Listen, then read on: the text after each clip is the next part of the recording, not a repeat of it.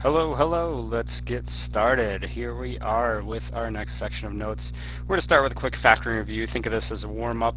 So if you guys want to pause this and work these ones out on your own, feel free. If you want to follow along with me, that's cool too. Alright, so notice starting with the difference of squares pattern, and what I see with both 1a and 1b, we have two terms and a minus sign in between them. Now notice with this one, 36 is a perfect square, 144 is a perfect square. I like both of those things because they're perfect squares. So I'm going to start with that and just go straight to my difference of squares pattern. Now check out what happens, because this is kind of interesting. And this might mess with some of you guys, but let's see. Square root of 36 is going to be 6. There we go. 6 square root of x squared is x. And then square root of 144 is 12. So when I factor this difference of squares pattern, I get 6x plus 12 and 6x minus 12. Now this might be a little more obvious. If I were going to keep factoring this, I can see clearly here, these have a common factor. These also have a common factor. So maybe I didn't see it up here and I wanted to go straight to the difference of squares. But if I ask you to factor this completely, we're not done yet, because 6 and 12 have a common factor of 6. So I can pull out that 6 from this first group and get x plus 2. And similarly in my second group, now I'm going to put a times sign here so we don't get confused. 6 and 12, I can pull out another 6, and then I get x minus 2. And what happens, since everything here is multiplied, 6 times 6 is 36. And we get 36 times x plus 2 and x minus 2. Okay. Don't get this confused with factoring by grouping. I just factored out a 6 from each of those and then multiplied those on the outside. You might be looking at this and say, wait, I noticed that first. 36 goes into 144. I could factor that out from the beginning. And you could. So it just depends on how we see that there. Alright, now when I look at 1b, 28 is not a perfect square, 63 is not a perfect square, so this is very clear to me. I need to factor something out.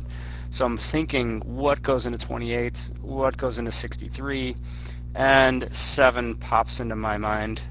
You guys might have to think about a couple different factors before you find a match, and that's okay too. So when I pull out that 7, watch what happens here. It's so nice. 7 times 9 is 63, and we see a perfect square 4 and a perfect square 9. And that allows us then to use our difference of squares pattern again. So 2m plus 3 times 2m minus 3. And notice that 7's still out in front because we factored it out. Alright, next we have GCF and binomial factoring. So check out the difference between these. This was difference of squares. It has no b term. Minus perfect square, no b term, just a constant. This has the b term, but no constant. I often tell you guys these are my favorite because they're so easy, because we don't have to use the big X. We don't have to know a pattern. All we have to do is factor out a common term. So 4 and 18, 2 goes into those. X squared and x, I can take out an x. So 2x comes outside the parentheses, and what's left is 2x minus 9. And boom, that's it. We're done. Don't try to make more work for yourself. Okay, here 18, 36, 18 goes into 36, so that comes out. X squared and x comes out. And then all we have left is x plus 2. That's it. Those are my favorite. Those are the easiest to solve too when we get to solving. So don't forget those techniques. Alright, GCF and trinomial factoring. So now again, I told you there's a GCF, but this is always something you want to check on your own. 4, 18, 10. I can take out a 2 because 4 doesn't go into 10. And I'm left with 2x squared minus 9x minus 5. And now I can see there isn't another factor that I can take out. So here I'm going to go to my big X, and we have to factor this by grouping. 2 times negative 5 goes on the top, and negative 9, my b term, goes on the bottom. Now we need factors that multiply to negative 10, add up to negative 9. So let's see, I got 2 and 5. That's not going to work. 10 and 1, that'll work because I need a difference to get that negative 10 or that negative 9. So it's going to be negative 10 and positive 1. Now remember, factoring by grouping, don't lose this 2. I'm going to stick it down here on the bottom. Alright, so now I have this piece. That 2x squared term stays the same. We're breaking up that middle term to give us minus 10x, or plus negative 10x, and then plus 1x minus 5. I like writing the 1 there because it reminds me of what I need to factor out, or helps me see that. Group the first two terms, group the second two terms, and now we can see I can take out a 2 and an x from my first group, so that's going to be 2x. And then what's left on the outside is going to be x minus 5.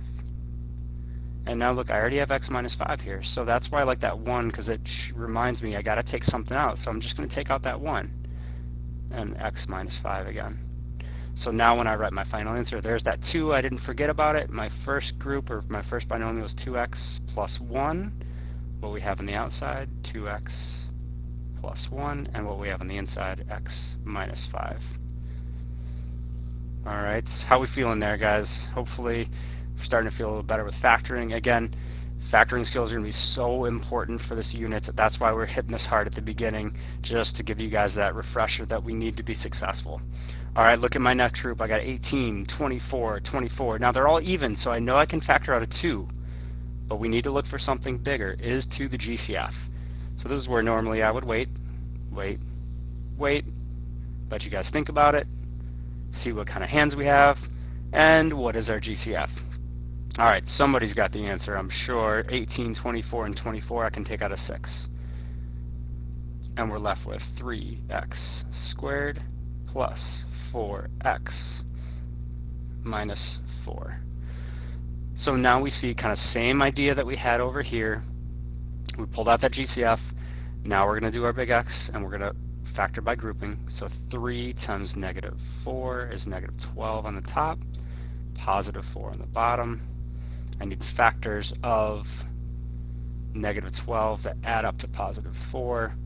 So since that's negative, one's got to be negative and one positive, so I'm looking at the difference of these two. 6 times negative 2 gives me negative 12. 6 plus negative 2 gives me negative 4.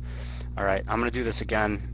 I like to do this so I make sure I don't forget to bring that down, and I can just kind of forget about it for now. I'm going to rewrite into 4 terms, change my middle term. 3x squared stays the same.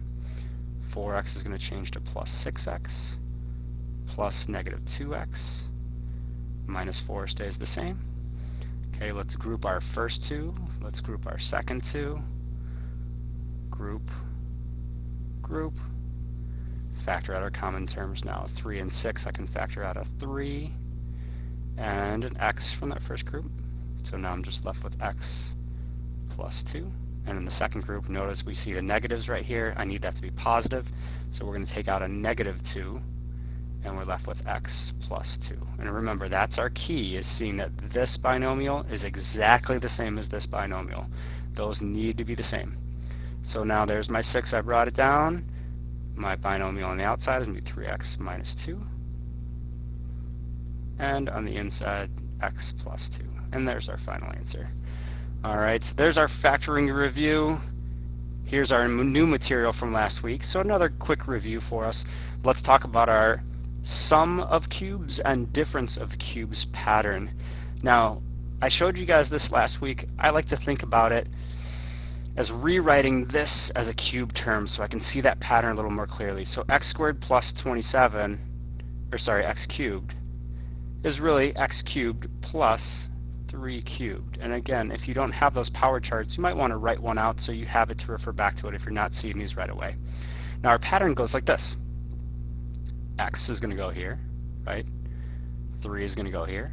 And remember, our signs are the same. Opposite. X goes there. Squared. Okay, that's going to give us that x cubed when we do x times x squared. Okay, then we go x times 3 in our second term. And see the minus there. And then remember, this third term is always positive. And that's going to be 3 squared, or in this case, we'll just write 9 there. Alright, so make your little reminders here. Same. Right, sign here. Opposite. And always positive.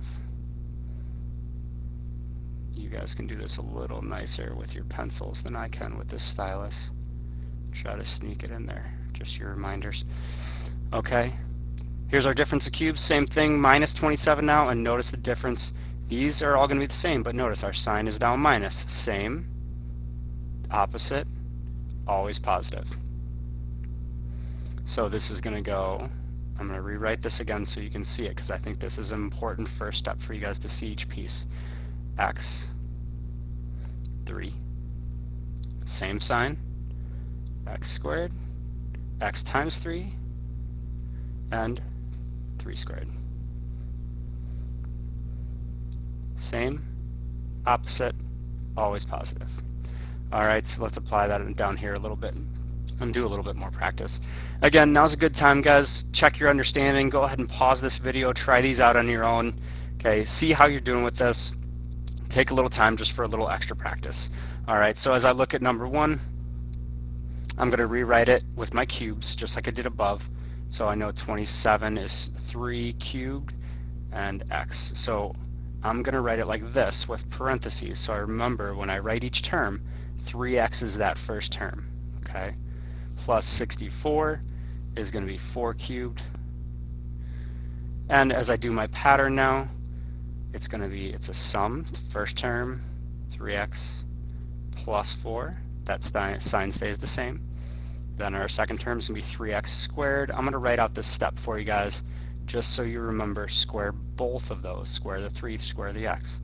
Now we use opposite signs. Positive, negative, okay, and it's going to be our terms times each other, so 3x times 4, 12x, always positive for our last sign, and that's going to be 4 squared. Okay, so there's kind of showing each step. If you guys want to do these in your head, then that's totally fine. Just want to make sure we're getting used to each of those steps as we write out our final factored form. And again, the biggest thing I'm worried about you guys missing is forgetting to square that 9, or that 3 to get 9. Alright, let's keep going. I'm going to switch colors here so these don't blend together too badly. Alright, our next one, I'm going to just rewrite first. X cubed minus 2 cubed. Okay, and that's going to be x minus 2. And then x squared plus 2x plus 4.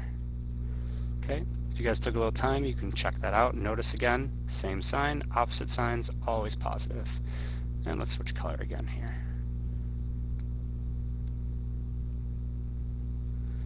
Alright, let's rewrite this again. So 125 I know is 5 cubed, so I'm going to write it like this. So again, you guys see that that's part of that whole term. Plus 216, do we know that one? Remember that one? Might have to look back at our power chart, might have to check on our calculator. 216 is 6 cubed. Let's double check that. I've got my calculator up here, so we might as well. 6 cubed. 216. Good. Okay, if we don't have that one memorized, then that's okay. We can go back to that.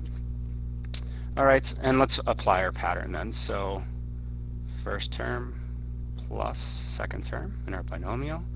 And then we do our trinomial. We're going to have the first term squared, so 5x, remember that's squared. And then we're going to do opposite signs. Same sign, opposite signs.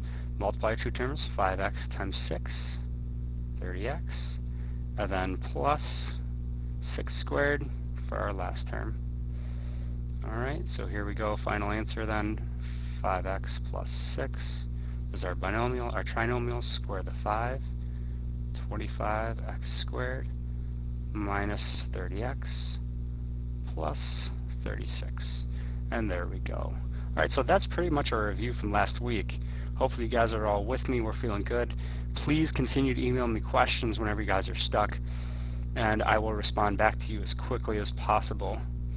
Alright, so let's look at this next page. This now gets us into what we're really going to talk about today and what's new. And that is this question.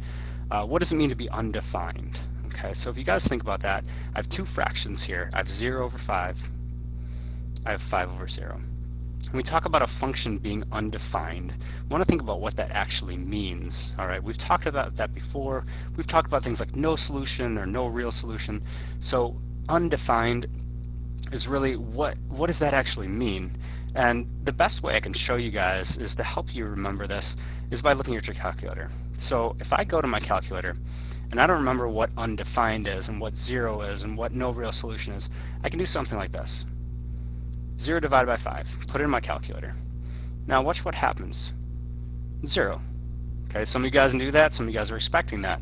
Now let's try this other one, 5 divided by 0, and see what our calculator does now. Error, divide by 0. Mathematically, this is impossible. That's what we say a function is undefined, is when there's something that's mathematically impossible with that function, okay? So some of you guys just go to quit right away. If you go down to 2 and hit go to, it'll show you what it doesn't like, and it doesn't like this function. So I can put anything else I want in that denominator, okay? But if I put a 0 there, I'm not going to get an answer anytime. If I do it again, there it is. There's my error again. But again, I can put anything else I want. I can put some really tiny number here. Let's see what my calculator does. Hopefully it won't round that to 0. Yeah, see, it gives me a really big number back, okay? I could put a really big number and it'll give me a really small number, and it's giving me scientific notation. So if you guys forget what undefined means, remember to try that in your calculators to remind yourselves. So this we know is 0. This we know is undefined. And let's write down here what this means. It is mathematically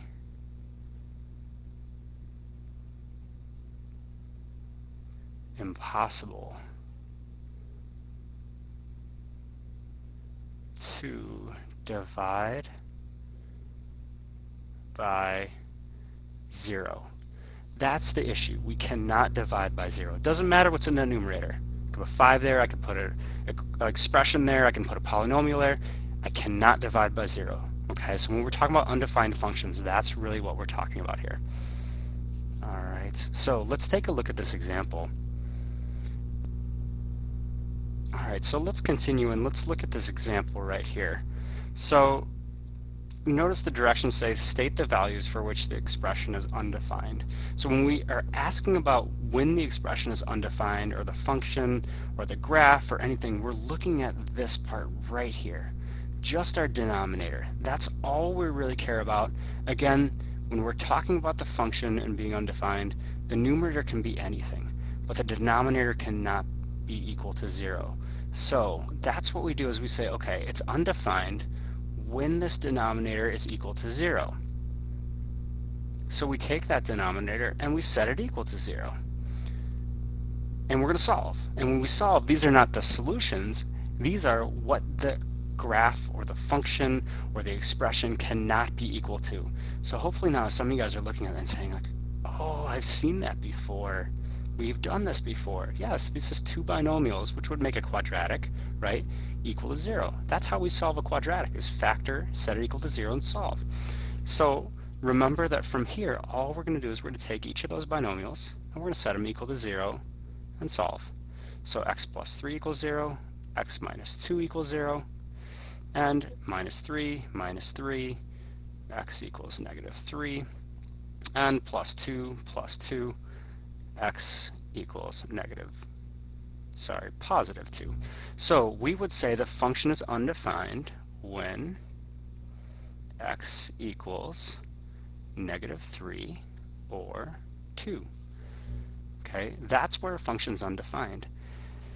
Now, we want to simplify this expression. And simplifying a rational expression is just like simplifying a fraction.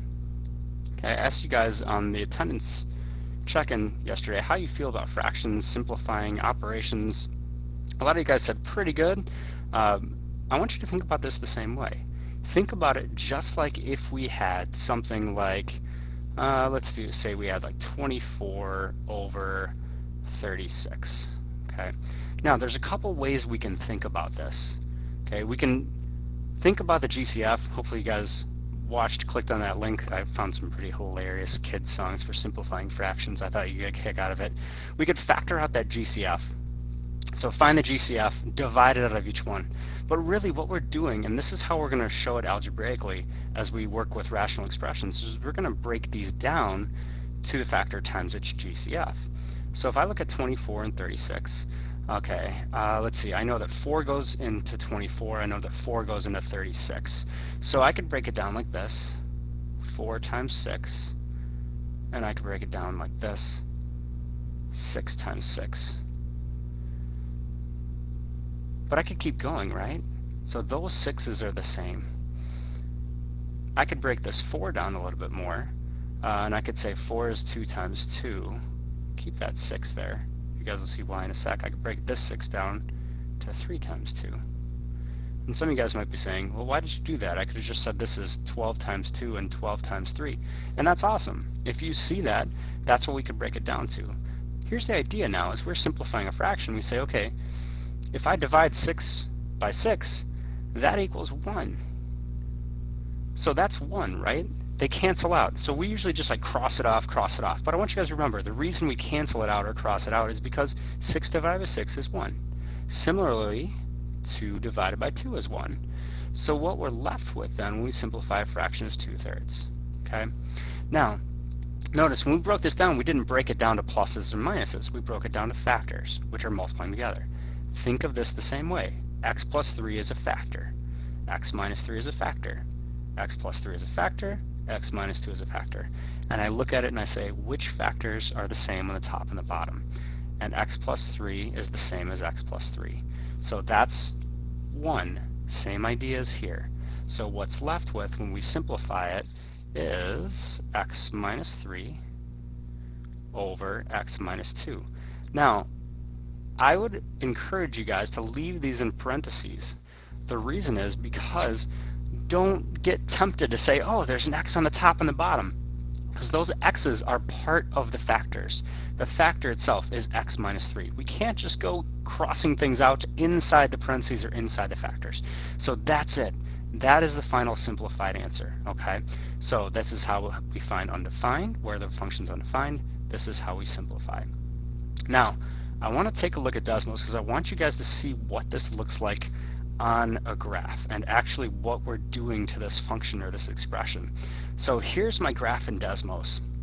Check this out. So there was my original function, x plus 3 times x minus 3 in the numerator, x plus 3 times x minus 2 in the denominator. Now, remember that we said we had two values for which it was undefined, and that was at x equals negative 3 and x equals positive 2. And what you guys notice here, positive 2, see how this spikes up here and this spikes down here when x equals positive 2? That's called an asymptote. Okay, we've talked about asymptotes a little bit in the past, but that's where this is going to go up, but it's never going to cross this 2 because it's going to start way back here at negative infinity. So there's one place. Now, we also have this function as undefined, but notice there's nothing weird happening here at negative 3. Okay? Now, this is the reason why, is because when we simplified the function, look at what we had left, right? That was our simplified form that I have in 2 here. And if I turn this graph on, watch what happens. It's the exact same thing, right? If I turn it off, now it's this one again. It looks exactly the same.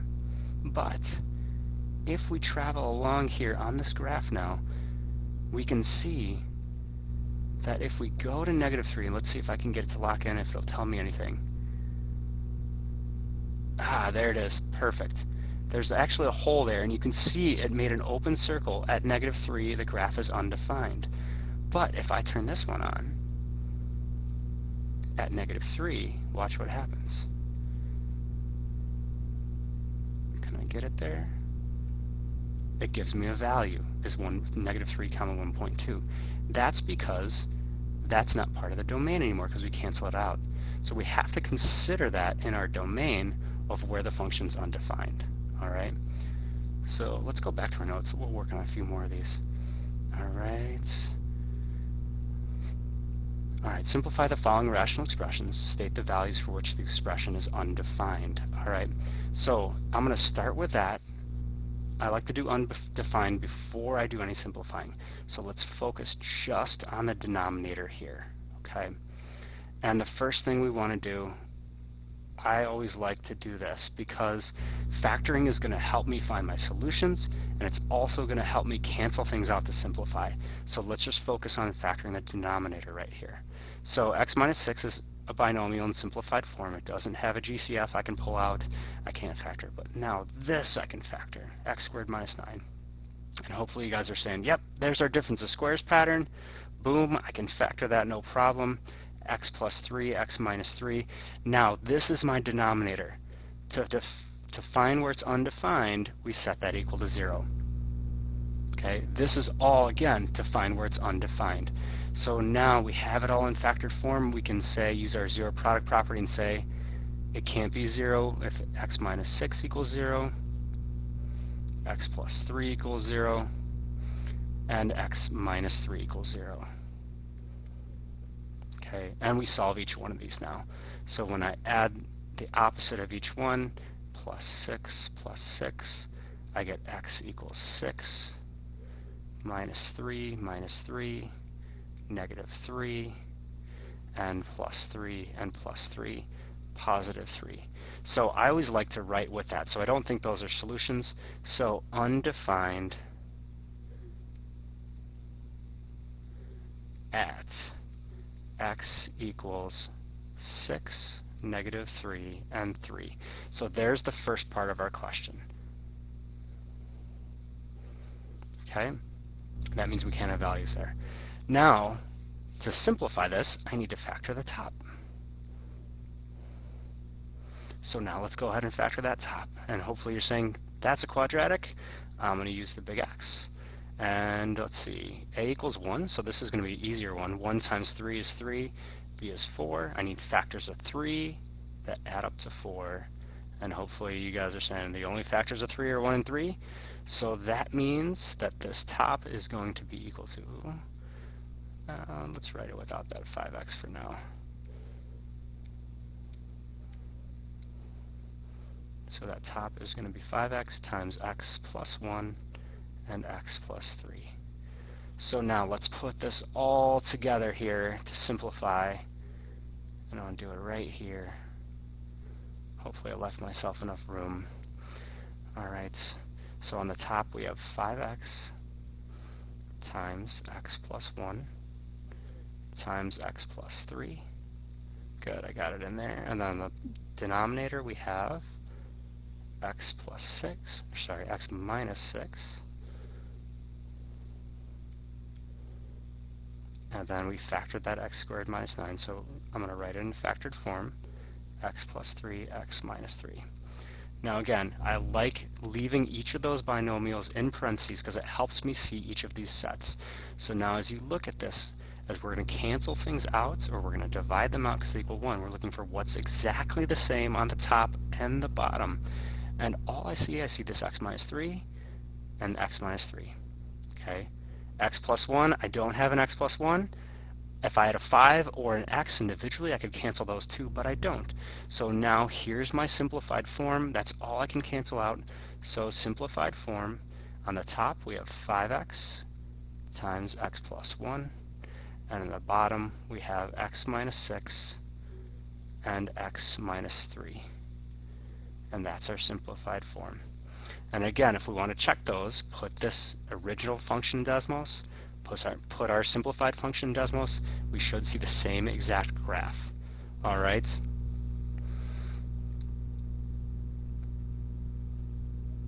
I'm going to do one more for you guys here, and then I'm going to let you kind of practice the other two. So let's see what looks interesting to me here.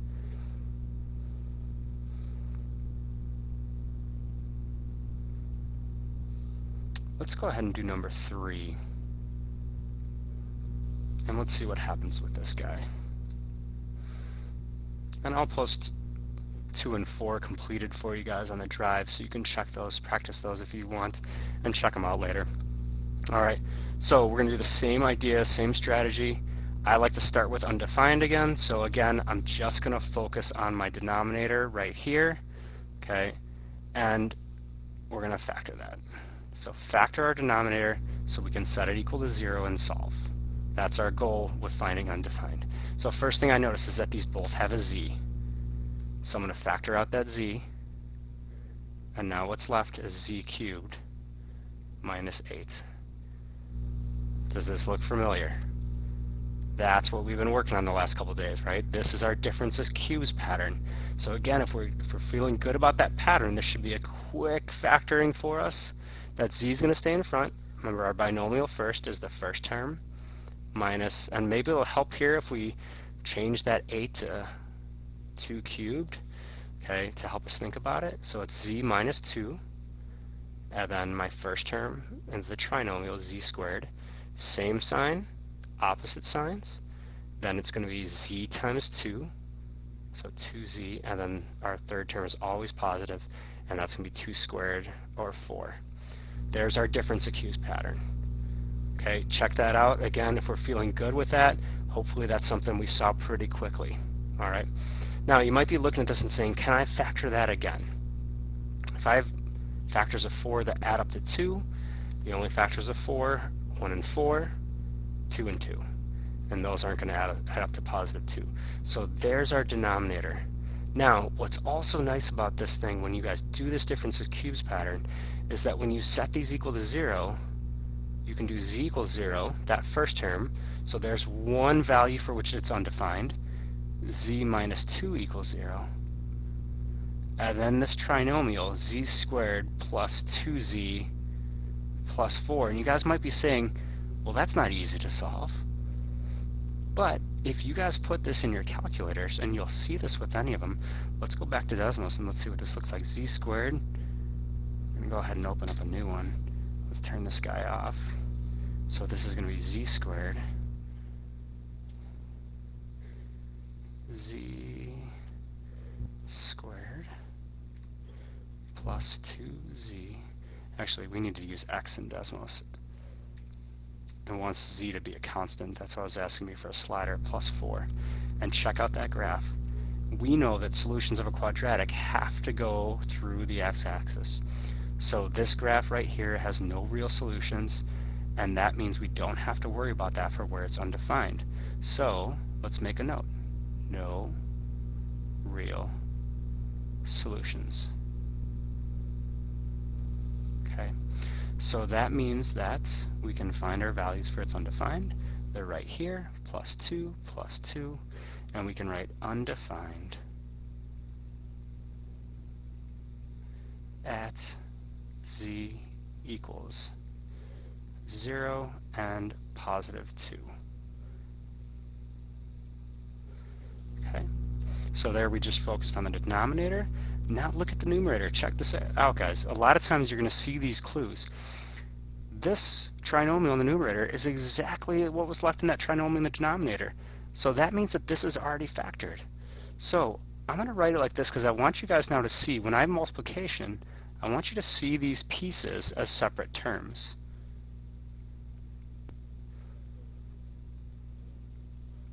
Z squared plus 2z plus 4. Oh, just squeezed it in there. Okay, so there's my numerator. And the denominator, we factored it down to this. So I have that z times z minus 2, and then z squared plus 2z plus 4. Now remember, if it's in the parentheses, that is a factor. So here's what's awesome about this. That's exactly the same as this. So these cancel out. Now that z, there's no plus or minus connected to it. This z, there's no plus or minus connected to it. Those are considered individual factors. So we can cancel those out as well. So we still got that 2, we still got that z plus 5. So when we write our simplified form, we're going to go like this. 2, and then in parentheses, z plus 5. And then in the denominator, all we have left is that z minus 2. Okay? Again, don't start doing crazy things like saying, hey, I got a 2 and 2, let me cancel those out. This 2 is in there with that z. This is locked in. The only time I could cancel this is if I had another z minus 2 in the numerator. Don't do crazy things like cancel these z's. Again, this z is locked in with this plus 5. That's one factor. That's one factor. And that means we're done. Alright? So try out 2 and 4. I'll post those worked out to the Google Drive for you guys as I always do. Alright, I'm going to go on to our last couple problems, and we'll see what you guys think of these two. Alright, notice the directions here. Say simplify by factoring out a -1. So notice we're not going to focus so much on when it's undefined here, but I want you guys to start noticing another pattern. And that's when we can do things like simplifying out or factoring out a -1. So watch this first one, and I want you to tell me what you guys notice. Okay, so I'm going to start with factoring the numerator, because I see a W and a W. Okay, so I have 4, 3, can't factor anything out, but in that numerator I can take a W out. So I'm left with 4W minus 3Y. And then I still have that Y plus W. Okay, now check out the denominator here. We have 3Y minus 4W. And in the numerator, when we factor, we have 4W minus 3Y. So you see how those are exact opposites? The 3Y is positive here, negative here. 4W is negative here and positive here. So what we're going to do is we're going to factor out a -1 from this binomial right here. And when we do that, just like factoring anything else out, I can take it just from this group. I don't have to touch this group. So that -1 comes out, and now it's going to switch the sign. So it makes that 3Y a negative. It makes that 4W a positive. And then we're left with 5W plus Y. We don't touch it. We didn't do anything to it. Now, some of you guys might be able to see this and say those are the same thing, because 4W is positive, 3Y is negative. Okay? If you're not seeing that, then just rewrite it. Okay? This I can just move, I can reorder it. W, I'm going to keep the numerator the same. 4W minus 3Y, and then W plus Y. And then in my denominator, I still have that -1. Now, I'm going to make this one my second term. So 4W is positive, so I'm going to write that first. And again, I'm just doing this for you guys so they look the same. 4W is positive, minus 3W, or 3Y, excuse me, is negative. 4W minus 3Y. Notice how all I did was write it exactly the same as, sorry, I need a 5 there in that next term. Exactly the same as I saw it in the numerator. And I'm doing that so we visually see how those match. 5W plus Y in the denominator. So let's kind of recap. Okay, first I factored out a GCF, and I noticed these two factors are exact opposites. 4W is positive, okay, 4W is negative. 3Y is negative, 3Y is positive. So when we factor out a -1, it changed those signs. So now we see both the 4W's are positive, both the 3Y's are negative. If you're comfortable here at this point, you can cancel those two. But I wanted to show you visually how I could rewrite it and make them look exactly the same. Because that is exactly the same as -3Y plus 4W. So now as we cancel, we see that they are exactly the same. Those cancel out, and now all we're left with, we can write our final answer because that's all we can cancel. W times W plus Y, and -1 times 5W plus Y. Okay, don't be tempted to cancel these, or to, this 5 is with that W, so these are totally different factors. Okay, they have to be exactly the same inside the parentheses. Okay, let's see, I'm going to do one more of these for you guys, and let's see, 6, 7, or 8. You guys would probably tell me 8 looks the hardest, so I'll do 8 for you guys, and you can try 6 or 7 on your own, and then check my notes, solutions on the drive. Alright, so let's go to 8, and you guys will see, first thing I like about this is I notice the denominator is already factored for me. Now I also like this. That's a difference of squares pattern. This is also a difference of squares pattern. You guys may not think of it because we're used to seeing a constant there, but z squared is a perfect square. So as I factor that numerator, x plus 3 and x minus 3. And then think of this as difference of squares pattern. So it's going to be x plus z and x minus z. Okay, take a second, digest that, make sure that makes sense to you, because that's going to be really important as we move forward, that we can see that difference of squares pattern, not just with numbers, but with variables as well. All right, now in the numerator, numerator's done, denominator I have 4, and then, again, this is already factored for me, right? And I notice I have x plus z, and I have x plus z. So that's convenient. Cancel, cancel. Okay, now what else I notice is that here I have x minus 3, here I have 3 minus x. Just like we did in that previous one, notice how these are opposites. The x is positive, the x is negative. The 3 is negative, the 3 is positive. So we can rewrite this in the denominator. Let's go ahead and rewrite this whole thing. I'm going to switch back to red so you guys can connect these colors again. Alright, so I still have x plus 3 times x minus 3. And then I have x minus z in the numerator because I canceled those other out. And then I still have my 4. And then now I'm going to rewrite this. So instead of 3 minus x, okay, I'm going to take out a negative 1, and then it's going to switch those signs. So pull out a negative 1, it's going to be negative 3, and then that's going to change to a positive x. So maybe you guys can see this now. X and x are both positive. Negative 3 and negative 3, those are both negative because I pulled out the negative 1. So they're not opposites anymore, they're actually the same. So if we're comfortable here without rewriting it, this was our goal. Switch screen for me here. We're going to cancel out x minus 3 and negative 3 plus x because those are the exact same thing. Alright, so now here's what we have left. On the top we have x minus 3 and x minus z.